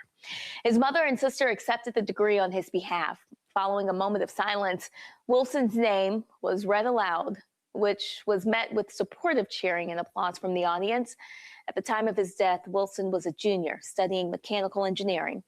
Kyle Thurman, Isaiah Smith, Caleb McCrae, Winston Sanders, and Jaden Landrum are all facing charges of manslaughter and felony hazing. Soul and blues legend Clarence Carter has passed away at the age of 90. He died on Wednesday from complications related to pneumonia. According to his management team, born blind in Montgomery, Alabama, Carter became one of the most prominent voices in Southern soul music, known for his hits such as Patches, Slip Away, Backdoor Santa, and Strokin'. He recorded most of his significant work at Fame Studios and played a key role in defining the sound of Southern Black soul music during the 1960s and 70s. Carter was briefly married to fellow singer Candy Staton, and they did have a son together, Clarence Carter Jr., before divorcing in 1973. His music and storytelling has left a lasting impact on generations of Black artists and fans all around the world. Thank you, Brittany. And be sure, everyone, to watch The Breakdown with Brittany Noble on the Black Star Network Monday through Friday at noon, 12 p.m. Eastern Time. All right, we got one more story before we close out for the evening. An ICE agent is facing several assault charges related to a shooting incident involving 2 Venezuelan immigrants in Minnesota that occurred in January. Christian Castro has been charged with 4 counts of second-degree assault and 1 count of falsely reporting a crime in connection with the non-fatal shooting of Venezuelan immigrant Julio Cesar Sosa Celis in Minneapolis on January 14th. According to Hennepin County Attorney Mary Moriarty, Castro allegedly fired through the front door of a residence while 4 adults and 2 children were inside. The gunfire struck Sosa Celis in the leg, with the bullet eventually lodging in a child's bedroom wall. Initially, the Department of Homeland Security claimed that Sosa Celis had fled from a traffic stop and was pursued, ultimately being shot after allegedly attacking a broom with a broom and shovel, whatever. However, video evidence and witness accounts contradicted this narrative, showing that no such assault occurred. In February, the Justice Department dropped the charges against Julio. Well, no surprises there. Either of you have any thoughts about this case? Well, I mean, now there's charges. Right. I mean, I'm just and only on this. I mean, I'm thinking Alex Preddy. I'm thinking Renee Nicole Good. I'm thinking Keith Porter. I'm thinking Severio Gonzalez in Chicago. The last 3 of the 4 I just mentioned, were all caught on camera. And so what's the deal as it relates to this? And so that's where I'm skeptical about all of this that's going on. It sounds like the person who did the shooting is Latino. I think the other officers, may have been white. I don't know if that plays into that. I don't have all of their names or remember all of their faces. But I mean, there are literally like hundreds of charges, assault charges, that could be filed against all of these officers. And so I'm really interested to see where this is going to go, because especially with this DOJ, they don't give a damn about any of this. So I find this very interesting. No question. Thelma? Listen, it doesn't surprise me that we are in a dysfunctional criminal justice system right now. To have an individual who lies, fabricates evidence, and you don't think that that's enough on that issue to bring charges, and months later, now charges are being brought. This is the problem that we're having with the DOJ. That is the reason why the state, if you are in a blue state and these ICE agents are committing crimes, it's time to bring them to the state. Stop relying on the department, the DOJ, to bring charges, because they've already said that these people are above the law. So when these individuals are coming into the states, it's time for these district attorneys, these attorney generals, to put belt to ass on these individuals and bring charges for them causing the loss of life. Like, this is ridiculous. Like, these people have free reins to go around and terrorize and kill Americans. Yes. Belt to ass. That is exactly right. Come on now. This is we get warrior attorneys. Now, I'm sure we're in graduation season. Of course, we're in the corridor now. I think on Omekongo, y'all got out first of the month, right? Y'all kind of early with your graduation. And May 7th was the day, the move out day. So move out day, yeah. Y'all got out. So I mean, between now and probably this time next month, when the high school seniors get their degrees, it's just been wonderful. I've seen some great commencement speeches over the arc of the last couple of weeks. Delroy Lindo at Fisk really just brought tears to my eyes when they gave him that honorary degree and he spoke. Saw MC Light at Bennett College this past weekend. Chris Paul, as he said, at Morehouse. Work Done spoke at Morris Brown College. Morris Brown, strong, they had theirs. Debbie Allen today at Clark Atlanta. And Spelman yesterday, Simone Sanders Towson. Shout out to Ashe Kelsey, who graduated along with I think a record number there at Spelman. Either of you have any good graduation wishes? You got friends, families walking across stages in this season that you want to raise up and lift? Well, my daughter's graduating from high school, on June 4th. Oh, there we go. Has she picked where she's going after that? She's off to her first choice at University of Chicago. Oh, wow. So. U of C. I hear you. All right. Out there, over there on the Great White Way over there on the south side. That's what we're talking about. Yes, sir. Yes, sir. Thelma, anybody around you, friends, family, any folks you want to? Well, I don't have any friends or family that have graduated, but I do want to send a special shout out to all HBCU graduates, especially South Carolina State University, for holding it down for our ancestors and showing up and making their voices heard and known, to where now they were able to have their choice of speaker and not the wrong choice coming to bless them into their new life as graduates. But congratulations to all HBCU graduates, and get ready. We're going to need you come November. No question. That is a beautiful way for us to pause for the evening. Because you're right. Shout out to Bulldog Nation. They did that thing. There's no question about it. They weren't going to let nobody stand up and talk over them that they didn't want talking over them. Morehouse School of Medicine protested too. They had a white nationalist congressman speak, but he got an MD from Morehouse School of Medicine because he at least had the good sense to do that. But that's all right, MSM. We hold with your students. We know y'all didn't like it. And it's over now, and we're going to try to vote him out anyway so that won't happen again. So, well, thanks, everybody, and always thanks to all the crew in the booth, because you all make this happen. We couldn't do it without you. Remember to support the Black Star Network and Roland Martin Unfiltered, and there you see on the screen all the ways you can do it. All the young people, you can just get that QR code, and all the folks like me who mail stuff, you got the address as well. We talked about it earlier. So we will be back tomorrow, more footage from what happened in Alabama, and the conversation will continue. In Roland Martin's words, holla.